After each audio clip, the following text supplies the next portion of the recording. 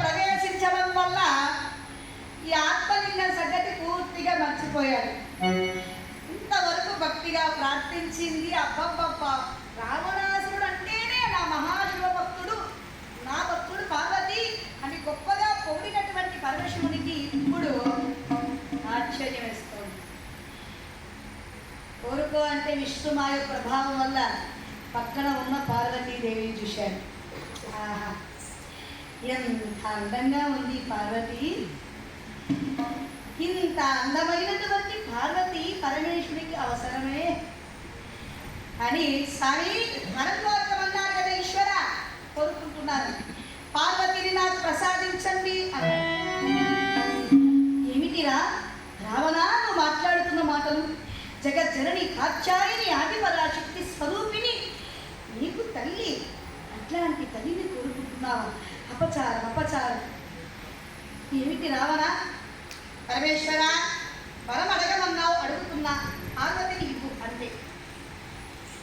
అయినా తిరుటకు తిండి లేదు, కట్టుటకు వసంపు లేదు, పుట్టుటకు ఇల్లు లేదు, పులి చర్మము దాచి శ్మశాన భూములు తిరుగాడు, నీవు ఇంత అందమైన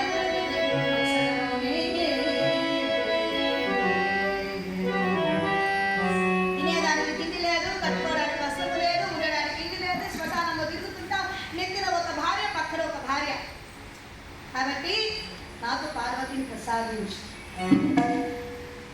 చేసేది లేక పార్వతి వెళ్ళువే అన్నాడు.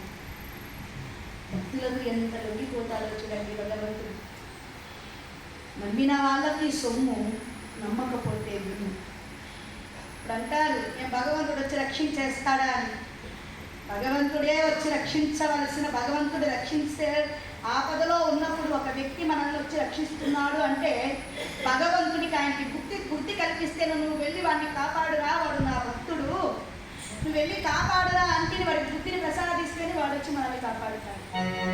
కాబట్టి భగవంతుడు స్వరూపంలోనే వచ్చిన వాళ్ళు వారే మనకు భగవంతుడు.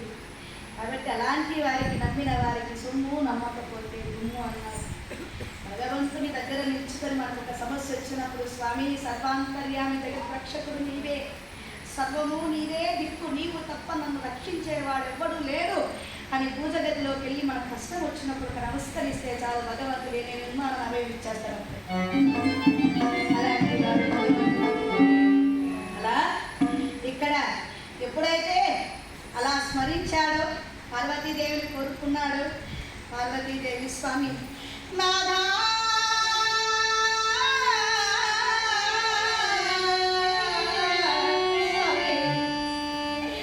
మిమ్మల్ని విడిచి క్షణమైనా నేను ఉండగలనా? దుర్మార్గుడై ఉంటుందంటే రావణుడి వెంట నన్ను వెళ్ళబడుతున్నావా? ఇది నీకు ధర్మమేనా? పోరా శంకర, భక్తవత్సల, పార్వతీ వల్లభాన విరుదు వహించినటువంటి మీరు నన్ను విడిచిపెట్టున్నారు. పార్వతి దయచేసి నన్ను ఏమి అడగదు, భక్తులు అడిగి చేస్తున్నాడు. పార్వతీదేవి చేసేది లేక భిన్న వదనంతో అలా బయలుదేరి వస్తోంది మహాతల్లి.